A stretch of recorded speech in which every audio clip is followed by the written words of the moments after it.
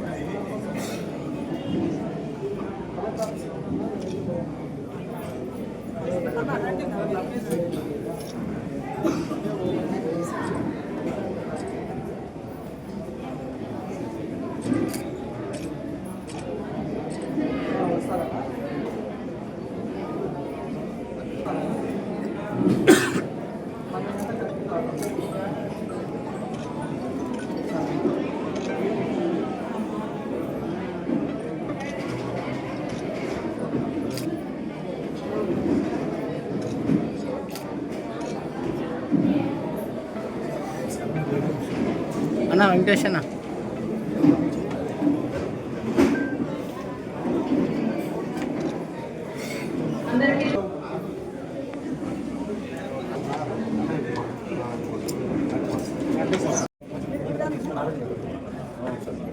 సామె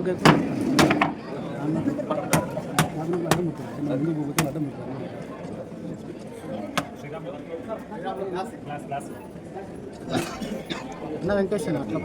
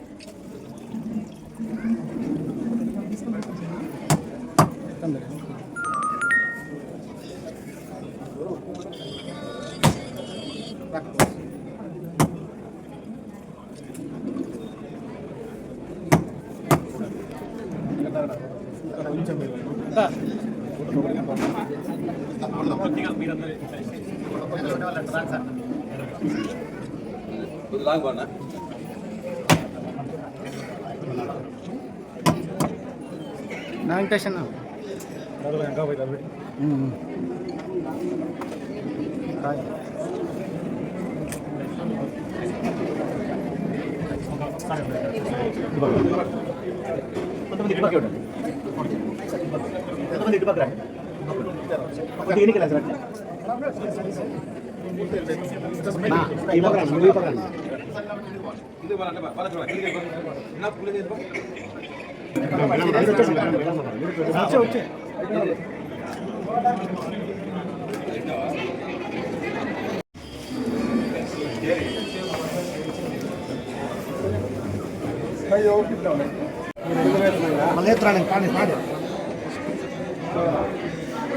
నిశ్శబ్దం పాటించండి.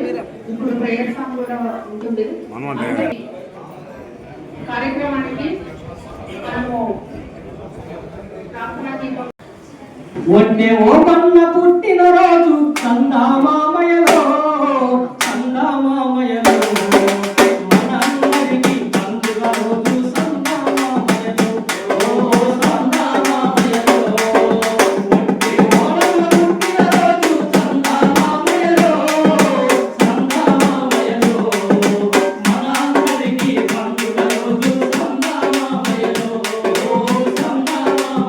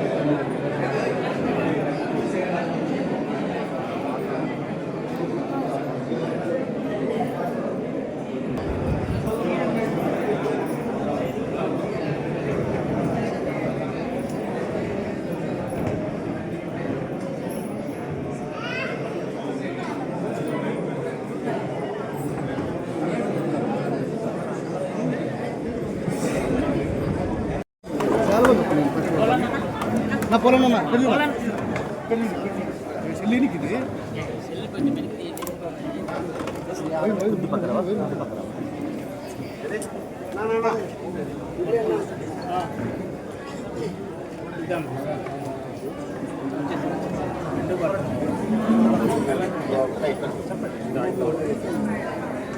కూర్చోవాలా కూర్చోండి సార్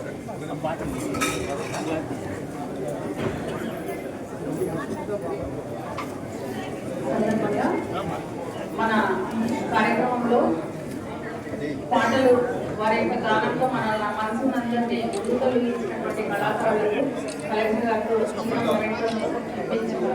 ఇస్తున్నాము. దయచేసి వారు స్వీకరించవలసిందిగా కోరుతున్నాను. అలా రండి అలా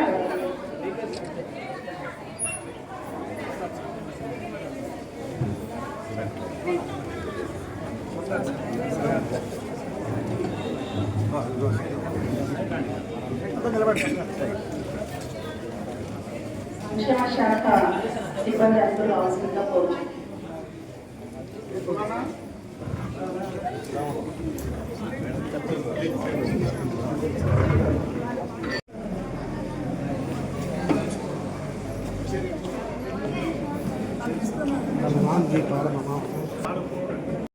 ప్రాంతీయ ఆర్టీసీ చైర్పర్సన్ పూల నాగరాజ్ గారు, సహాయ కలెక్టర్ గారు, జిల్లాధికారులు, ప్రజాప్రతినిధులు, ఒట్టే కులానికి చెందినటువంటి నాయకులు, కుల పెద్దలు మరియు ఈరోజు పాల్గొన్న మీడియా మిత్రులు మరి అందరికీ కూడా నమస్కారం. ఈరోజు అధికారికంగా ఒట్టే ఉపన జయంతిని అందరూ కూడా ప్రభుత్వ కార్యాలయంలో జిల్లా కేంద్రంలో కలెక్టర్ల ఆధ్వర్యంతో స్టేట్ ఫంక్షన్ గా జరపాలని చెప్పడం చాలా సంతోషకరమైన విషయం. ఎందుకంటే ఇప్పుడు దాకా అందరూ కూడా ఒట్టే ఓపెన గురించి గొప్పగా మాట్లాడారు. నేను కర్ణాటక నుంచి వచ్చాను కాబట్టి ఈయన ఒక కులానికి చెందిన నాయకుడు మాత్రమే కాదు, ఒక ప్రాంతానికి చెందిన వాడు కాదు, ఆంధ్ర రాష్ట్రానికి తెలుగు జాతికి నాయకుడు మాత్రమే కాదు, భారతదేశంలోనే స్వతంత్ర పోరాటంలో నాయకత్వం వహించినటువంటి ఒక వీరుడు అని మీ అందరికీ కూడా తెలియజేస్తున్నాను. మనం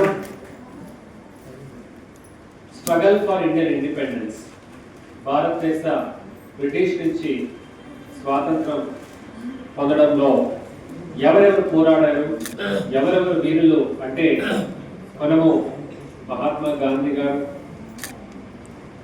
అలాగే నెహ్రూ గారు, సుభాష్ చంద్రబోస్ గారు, ఇట్లా అందరి గురించి మాట్లాడుకుంటాం.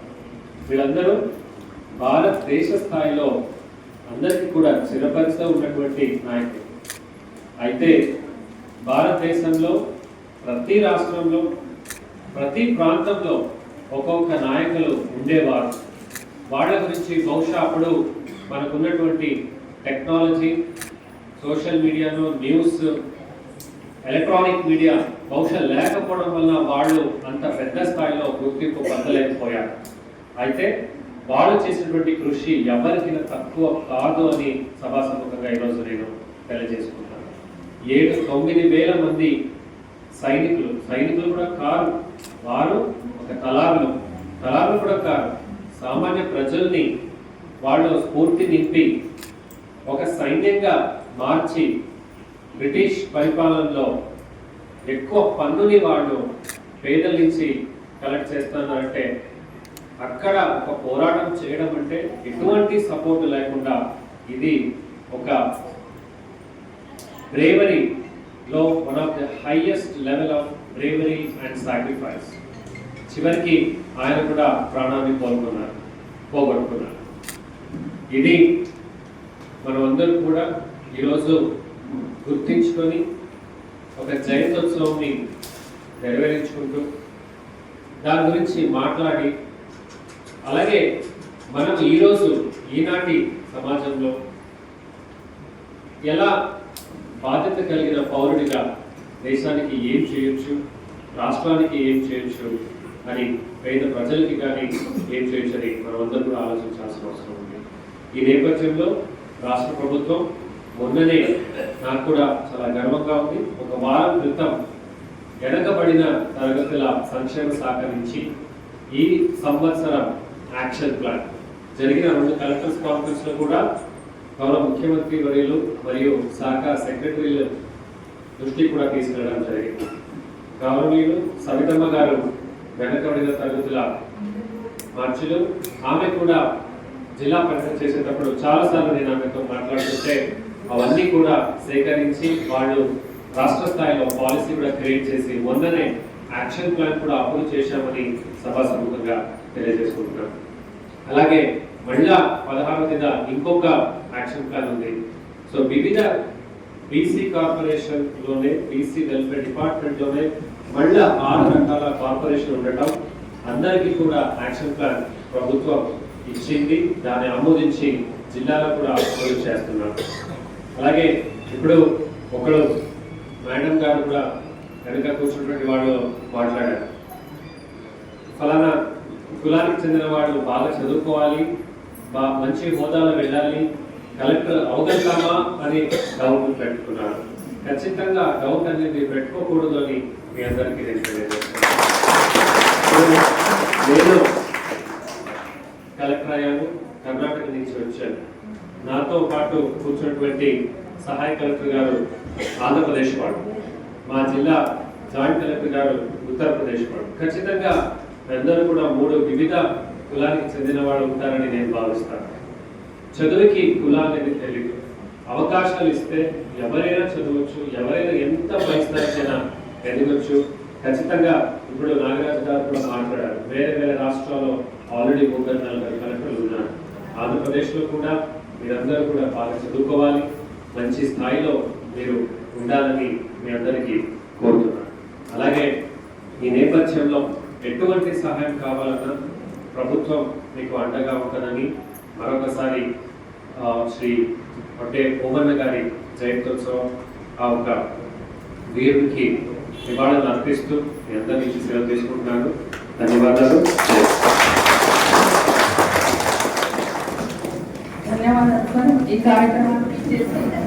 ఈరోజు ముఖ్యంగా మాకు ఒక పండుగ రోజు ఒకటే కులస్తులందరికీ, ఎందుకంటే రాష్ట్ర వ్యాప్తంగా ప్రతి ఒక్క కలెక్టర్ ఆఫీసు ఎంఆర్ఓ ఆఫీసులోనూ అధికారికంగా గుంటూరులో పెట్టారు. మేము అనంతపురంలో మా కలెక్టర్ గారి ఆధ్వర్యంలో పెట్టాము. ఎందుకంటే ఈరోజు మాకు ముఖ్యంగా పండుగ రోజు, ఎందుకంటే ఒడ్డు ఓపెన జయంతి అధికారికంగా ప్రకటించిన మా కూటమి ప్రభుత్వానికి, మా చంద్రబాబు నాయుడు గారికి, డిప్యూటీ సీఎం పవన్ కళ్యాణ్ గారికి, ఐటీ శాఖ మంత్రి గారు నారా లోకేష్ బాబు గారికి, మా బీసీ బిడ్డ అయిన మా బీసీ మంత్రి వర్యులు మా సవితమ్మక్క గారికి ప్రత్యేకంగా ధన్యవాదాలు. ఎందుకంటే మా వడ్డే సోదరులు కొన్నేళ్లుగా పోరాటాలు చేస్తూ ఎస్టీ సాధన, మా ఎడ్యుకేషన్ పరంగా ఉన్న పిల్లవాళ్ళకి జాబ్స్ అయితేనేమి అనేక, ఎందుకంటే ఎస్సీ రిజర్వేషన్ మాకు చాలా ముఖ్యము. మా పిల్లలు చదువుకున్నా కానీ బీసీ ఏ కింద ఉన్నాం మేము. ఇప్పుడు ఎస్టీ వస్తే మాకు ఉద్యోగ అవకాశాలు ఎక్కువ వస్తాయని ఈ సమయం తెలియజేస్తున్నా. అదేవిధంగా కొండా కోరిలో పనిచేసే మా వడ్డే సోదరులు కాలు ఇరిగితే ప్రమాద బీమా కానీ వాళ్ళకి 50,000కే పింఛనీ కానీ ఇవ్వాలని ఈ సమయం తెలియజేస్తున్నా. అదేవిధంగా మా వడ్డే కులస్తులు ఏ చరిత్రను తీసుకోండి, తిరుపతి తీసుకో, మా మేడం చెప్పినట్టుగా తిరుపతి తీసుకోండి, విజయవాడ తీసుకోండి, చరిత్రలో నిలబడిపోయిన పునాదమైన గుళ్ళు కట్టిండేది మా వడ్డే వాళ్ళని గుర్తు చేస్తున్నాము. అందుకని మా గుడిలో కానీ మాకే 10% వాటా ఇవ్వాలి. ఎందుకు వాటా అంటే పోస్టులలో గవర్నమెంట్ పోస్ట్ అయినా కానీ నాడు పదైనా మాకు గవర్నమెంట్ గుర్తించి అవకాశం కల్పించాలని సమాధానం తెలియజేస్తున్నా. ఈరోజు మాకు చాలా సంతోషమైన దినంగా భావిస్తున్నాము. మాకు సంక్రాంతి ఇంకా 2 రోజులు ముందుగానే మాకు పండగ దినంగా ఈరోజు భావిస్తున్నాము. స్వాతంత్ర సమరయోధుడైన వడ్డే ఓబన్నకి అధికారంగా మాకు ప్రకటించిన ముందుగా చంద్రబాబు నాయుడికి నా ప్రత్యేకంగా ధన్యవాదాలు. కూటమి ప్రభుత్వం కూడా నేను నాకు ప్రత్యేకంగా ధన్యవాదాలు తెలుపుకుంటున్నాను. అదేవిధంగా ఈరోజు మా కష్టం వృధా కాలేదని చెప్పి ఈ మీడియా ద్వారా కూడా నేను తెలియజేస్తున్నాను. ప్రతి ఒక్కరూ మా వడ్డెర కులస్తులు ప్రతి ఒక్కరూ కింది నుంచి పై వరకు పోరాడుతూ ఈ విధంగా తీసుకురావడం చాలా మంచి కారణము. ఎందుకంటే వీటిలో ప్రతి ఒక్కరూ భాగస్వామ్యమే. అలాగే చంద్రబాబు నాయుడుకి కూడా ఈ మీడియా ద్వారా కూడా మా సీఎంకు, మా నారా లోకేష్ బాబు మంత్రికి, సబితమ్మ మేడం కూడా నా ప్రత్యేకంగా ధన్యవాదాలు తెలుపుకుంటూ మాకు నామినేటెడ్ పోస్టులు కూడా త్వరగా మాకు ప్రకటించాలని, ఉన్నంత స్థాయిలో మాకు ఇవ్వాలని చెప్పేసి మా వడ్డెర కార్పొరేషనే కాదు ఎమ్మెల్సీ ఇస్తామని మాకు మాట కూడా అయింది. ఎన్నో దఫాలుగా మాకు వాగ్దానం కూడా చేసినారు. నాకే పుట్టపర్తిలో మాట కూడా ఇవ్వడం కూడా జరిగిందని చెప్పేసి ఈ సందర్భంగా నేను తెలియజేస్తూ, అలాగే చాలామంది మా పెద్దలు కూడా కష్టంతో ఎంతోమంది పార్టీని నమ్ముకొని, తెలుగుదేశం పార్టీని నమ్ముకొని ముందుకు పోతున్నారు. కాబట్టి అనేక విధాలుగా ఇప్పుడు మైనింగ్ చైర్మన్లు ఉన్నాయి, ఉడా చైర్మన్లు ఉన్నాయి, చాలా విధాలుగా ఉన్నంత స్థాయిలో చైర్మన్లు, డైరెక్టర్లు ఉన్నాయి. కాబట్టి ప్రతి ఒక్కరికి కష్టపడే వాళ్ళకి గుర్తించి నారా లోకేష్ బాబు గుర్తించి ఇవ్వాలని చెప్పేసి సందర్భంగా మీడియా ద్వారా కూడా తెలియజేస్తున్నాను. ఎందుకంటే రాజకీయంగా ఉంటేనే మా కులము ఎదుగుతుందని చెప్పేసి ఈరోజు మేము నమ్ముతున్నాము. ప్రతి ఒక్క విషయంలోనూ కూడా, ఎందుకంటే ఈరోజు ఎస్సీ సాధన అనేది చాలా ముఖ్యమైన విషయం మాకు. ఎందుకంటే కర్ణాటకలో, తమిళనాడులో, మహారాష్ట్రలో, ఒడిశాలో అయితే గిరిజనులుగా ఉన్నాం మేము. ఈ విధంగా వాళ్ళకి రిజర్వేషన్ ప్రకారంగా ఐఏఎస్లు అవుతున్నారు, ఐపీఎస్లు అవుతున్నారు.